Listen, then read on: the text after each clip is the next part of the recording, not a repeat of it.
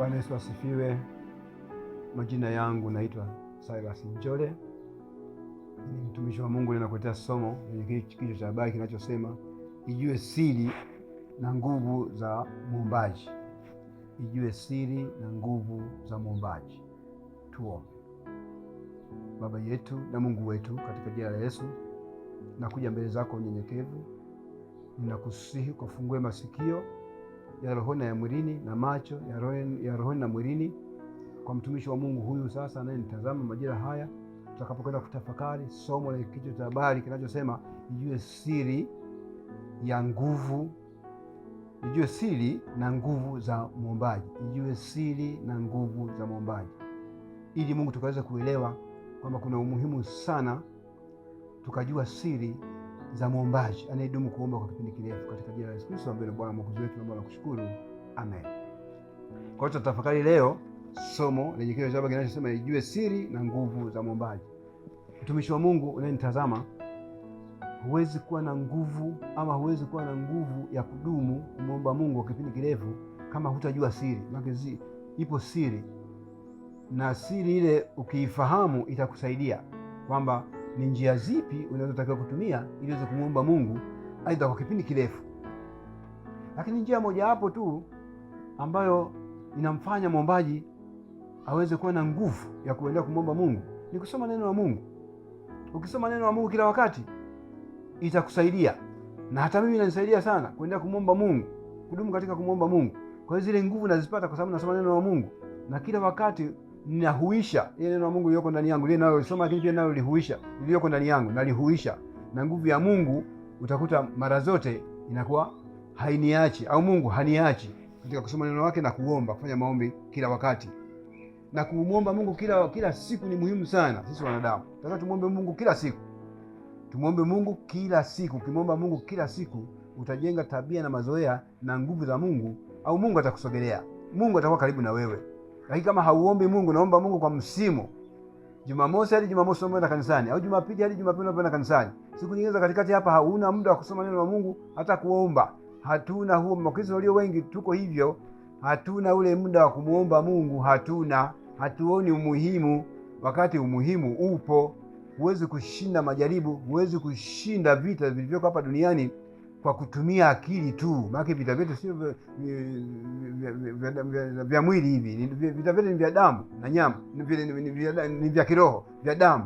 Sasa kama ni vita vya kiroho, silaha za kiroho au silaha yetu kubwa ni Mungu, neno la Mungu hili ambalo ukisoma kila wakati litakusaidia. Na maombi nayo pia ni silaha moja nzuri sana, ili kuweza Mungu aweze kuachilia jeshi lake la malaika wa vita waweze kuja kutusaidia kupigana na hao maadui zetu. Basi naenda tukasome neno la Mungu kutoka katika Injili ya Luka mtakatifu sura ya 18 mstari wa kwanza. Neno la Mungu linasema, akawaambia mfano ya kwamba imewapasa kumwomba Mungu siku zote, wala wasikate tamaa. Mstari wa 11, yule Farisayo akasimama akiomba hivi moyoni mwake, Mungu, nakushukuru kwa kuwa mimi si kama watu wengine, wanyang'anyi, wadhalimu, wazinzi, wala kama huyu mtoza ushuru. Mstari wa 12, mimi nafunga mara 2 kwa juma, hutoa zaka katika mapato yangu yote. Mstari wa 13, lakini yule mtoza ushuru alisimama mbali, wala hakuthubutu hata kuinua macho yake mbinguni, bali alijipiga kifua akisema, Mungu, uniwie radhi mimi mwenye dhambi. Mstari wa 14, nawaambia huyu alishuka kwenda nyumbani kwake amehesabiwa haki kuliko yule, kwa maana kila ajikwezaye atadhiliwa, naye ajidhilie atakwezwa. Kwa tunapomwomba Mungu, wapendwa, usijione wewe ni hodari au wewe unamjua sana Mungu kuliko mtu mwingine. Tunapenda sana kuhukumiana. Unakuta mwingine kama vile wewe unajifanya umeokoka sana kuliko mwingine. Hapana, tunafanya makosa. Hiyo ni neema tu ya Mungu. Kama unajua neno la Mungu, unajua kuomba na kadhalika, hiyo ni neema ya Mungu, lakini sio ujanja wako ama ujanja wangu mimi. Kwa hiyo ni muhimu sana tukahakikisha kwamba tunatafuta uso wa Mungu kila wakati, ama kusoma neno la Mungu. Silaha yetu kubwa ni neno la Mungu. Ndipo tutakapoweza kudumu katika kumwomba Mungu kila wakati, kila siku, kila muda. Kwa mfano mimi nikitoka hapa nyumbani kwangu, ninapotoka kwenda kwenye shughuli zangu mbalimbali, ama kwenye huduma, kwenye shughuli nyingine zozote, kazini na kadhalika, ni lazima kwanza ninapoamka namshukuru Mungu, lakini pia napotoka najikabidhi mkononi mwa Mungu. Ndivyo Mungu anavyotaka tufanye. Mtakapofika huko nako kwenda, lazima pia kumshukuru Mungu. Unamshukuru Mungu sana, nimefika salama, unilinde katika vile ambavyo labda nimekuja kuvifanya. Na mara zote watu wanasahau kumuomba Mungu, kwa sababu wanadamu tulio wengi tunatoka na kwenda kufanya mambo mengine ya uovu, ama tunakwenda kwa mfano kwa waganga wa kienyeji na kadhalika na kadhalika. Kwa hiyo hapo ukiomba, maana nuru na giza vikai pamoja, ukimwomba Mungu haiwezekani. Kwanza huwezi kukumbuka kumwomba Mungu kwa sababu shetani anakuwa amefunuka akili na ufahamu. Kwa hiyo ni vizuri sana tusome neno la Mungu ili tuweze kupata nguvu ya kumwomba Mungu. Ukisoma kitabu cha Wakolosai sura ya 4 mstari wa 2, nasema neno la Mungu linasema, dumuni sana katika kuomba, mkikesha na kuomba huku na shukurani. Tumuombe Mungu, tukeshe na kumwomba Mungu huku tukimshukuru Mungu. Ni muhimu sana ili Mungu wetu aweze kuwa upande wetu, ili Mungu wetu aweze kutupigania, ili Mungu wetu aweze kufanya muujiza katika maisha yetu. Na saa nyingine utakuta mtu anasema, wakiona watu wanashukuru kanisani pale, mimi Mungu amenitendea 1 2 3. Mtu mwingine anashangaa, hivi hao wamepangwa kusema haya ni maigizo au ni nini? Lakini Mungu, mpendo wa Mungu, mimi nakuhakikishia wewe unanitazama, nguvu za Mungu zipo na anafanya muujiza. Kwa mfano, mimi nitakutolea mfano mmoja tu, huo ni ushuhuda uweze kukujenga. Yuko binti mimi nimemfanyia maombi. Binti huyo yeye ni anaitwa jina lake nalihifadhi, lakini ni Muislamu. Alikuwa na tatizo, alikuwa ameolewa, ni binti mdogo sana. Wakabahatika kupata watoto wawili, mapacha. Lakini sasa baadaye yule binti akakuta kwamba kila siku mume wake hajui kazi wala anayefanya, mchana kutwa amelala, lakini usiku pekee ndio anapotoka. Na anapotoka anamwambia kwamba ninaomba upike chakula niwekee mezani hapa, kingine weka juu ya kabati. Na kila anaporudi yule bwana au kukicha asubuhi anakuta kile chakula mezani hakipo, na kile juu ya kabati pia hakipo. Ina maana vimeliwa na vyombo vimesafishwa, viko safi. Sasa binti akavumilia muda mrefu sana. Baadaye akaona hapana. Alipouliza ndipo yakatokea magomvi na vita na kadhalika na kadhalika. Sasa ninasema tu kwa ufupi hivyo, huo ni ushuhuda. Kilichotokea kwamba akamwambia ile ndoa wakatengana. Walipotengana akaenda kuishi huko anakojua mwenyewe, yule binti kaenda kupanga chumba. Lakini alipokwenda kupanga chumba, ile bwana akamwambia siku ile kwamba unakokwenda kokote mimi lazima nitakuja. Sasa hakuelewa. Kumbe yule bwana alikuwa ana cheo kikubwa sana kuzimu huko. Kwa hiyo baada ya wiki kama 2 3 hivi, ile binti kila siku saa 6 usiku anakuta yule mume wake yule anakuwa yuko macho sana, wote anakuwa yuko macho, anashtuka tu usingizi ghafla umekata. Yule bwana anamkuta amesimama kwenye kitanda pale, ameingiaje hajui. Nasema kila alipokuwa akienda wakati huo, kila anapokwenda hiyo saa 6 usiku, anakuwa yuko macho, lakini ananishiwa nguvu. Kwa hiyo yule bwana akawa anafanya vitu vyote anavyovitaka pale, vichafu bila ridhaa ya yule binti. Kwa muda miaka 2 ichukua hiyo. Lakini bahati nzuri kuna ndugu yake akaniunganisha na mimi, nikamfanyia maombi. Tangu siku ile Mungu akakomesha yale mateso aliyoteswa ile binti kwa muda miaka 2. Kwa hiyo Mungu wetu anaweza, Mungu ana nguvu na Mungu anafanya, na anatazama huyu. Kwa mfano mimi napoomba ninayemuita, je, nikoje kwake na uhusiano mzuri na Mungu? Je, sina matendo ya uovu? Maana Mungu hamtumii mtu ambaye ana matendo ya uovu. Maana matendo yetu pia yasomeke kwa wanadamu kwamba tuna matendo yaliyo mema. Na hata tunapofanya mambo ya Mungu, basi tuwe sisi barua, tuwe mfano wa kuigwa na watu wengine ambao hamjui Mungu. Na ionekane tofauti kati ya nguvu za giza na nguvu za Mungu au na nuru. Nuru na giza ionekane kwamba kwenye nuru kuna nini, lakini pia kwenye giza watu wanateseka walio wengi. Sasa mtumishi wa Mungu, hii siri na nguvu za muombaji zinatoka kwenye neno la Mungu. Kwa hiyo binti alikombolewa na hata sasa anaendelea vizuri.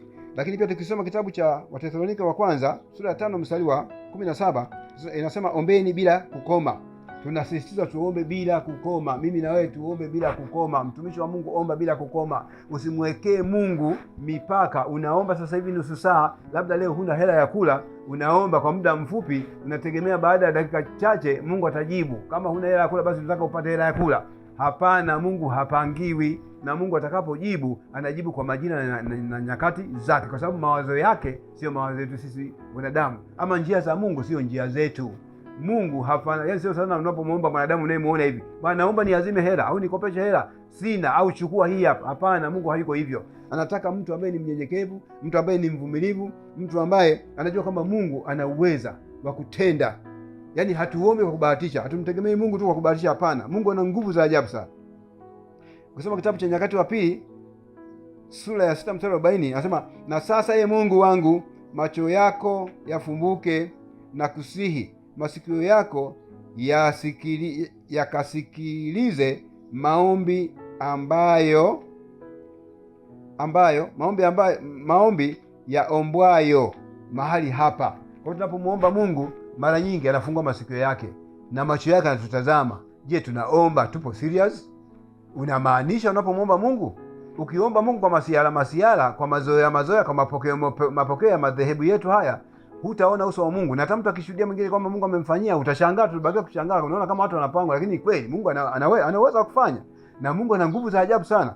Ukimtegemea Mungu, hautatishwa na matunguli na vitu vingine vyote hivi vya madhabahu za kuzimu, si nini, mambo ya mia desturi, mambo ya koo zetu, havitakutisha kamwe. Mungu ana nguvu za ajabu sana. Tukisoma kitabu cha Wafilipi sura ya 4 mstari wa 6, neno la Mungu linasema, msijisumbue kwa neno lolote, bali katika kila neno kwa kusali na kuomba pamoja na kushukuru, haja zenu na zijulikane na Mungu. Lakini tukisoma kitabu cha Mithali sura ya 8 mstari wa 17, nasema, nawapenda wale wanipendao, na wale wanitafutao kwa bidii wataniona. Mungu anawapenda wale wanaompenda na wanaomtafuta kwa bidii. Mungu anawapenda wale wanaompenda, lakini sio wanaompenda tu, wanaomtafuta Mungu kwa bidii. Hao watamuona. Mimi nimemuona Mungu katika maisha yangu kwa sababu nampenda Mungu, na ndio sababu mpaka sasa ninaendelea kudumu. Mungu ana uweza wa ajabu. Mpendwa mtazamaji unayenitazama, mtafute Mungu aliye hai. Usihangaike kwenda kwa waganga, usihangaike kwenda kwa manabii na mitume wengine. Hawa sio waliotumwa na Mungu. Yaani wengi hawajatumwa na Mungu, wana nguvu nyingine. Lakini sasa kwa sababu sisi wanadamu tunapenda sana, ukiambia pokea gari, pokea mtoto, pokea nyumba, basi ukuta watu wengi sasa wanakimbilia huko. Lakini sasa hujui, na bahati mbaya kwa sababu hatuko rohoni, hatujui huyu nabii au mtume huyu, je, ni wa kweli? Ni Mungu kweli kamtuma au la? Sasa kwa sababu hatujui, nataka tuingie kama vitani, tuzame kama ni baharini, tuzame katika neno la Mungu, kwa maana kwamba kutafuta uso wa Mungu ili Roho Mtakatifu atusaidie tuweze kumjua. Unapokwenda kwa manabii na mitume, uweze kumjua nabii huyu ni kweli nabii ama nabii huyu wa uongo ama wa kweli. Bila kuwa na maarifa, bila kuwa na neno la Mungu, huwezi kujua nabii kama ni wa kweli ama ni wa uongo. Huwezi kujua. Kwa hiyo ni tahadhari, tuwe na tahadhari kubwa sana. Mungu wetu atusaidie na neno lake Mungu litusaidie katika maisha yetu. Kwa hiyo siri na nguvu za mwombaji ni lazima kusoma neno la Mungu. Soma neno la Mungu, mtumishi wa Mungu, siwe mvivu. Tusome neno la Mungu, litatusaidia katika maisha yetu. Nimalize na mstari wa Yeremia sura 29 mstari wa 12 hadi 13. Nasema, nanyi mtaniita, mtakwenda na kuniomba, nami nitawasikiliza. Mstari wa 13, nanyi mtanitafuta na kuniona, mtakapo nitafuta kwa moyo wenu wote. Mungu anataka tumtafute yeye peke yake, tusiwe na michanganyo. Unakwenda kwa Mungu unaomba, ukiona hujafanikiwa unageukia njia nyingine, unakwenda si kwa waganga, unakwenda si unategemea wanadamu. Hapana, unapomwomba Mungu, mtumishi wa Mungu unanitazama, hakikisha unadumu katika kumwomba Mungu, na nguvu ya Mungu utaiona katika maisha yako. Jina la Bwana lihimidiwe na jina la Bwana litukuzwe, kwa maana Mungu ni muweza wa yote. Katika jina la Baba na la Mwana na Mtakatifu niomba na kushukuru. Amen.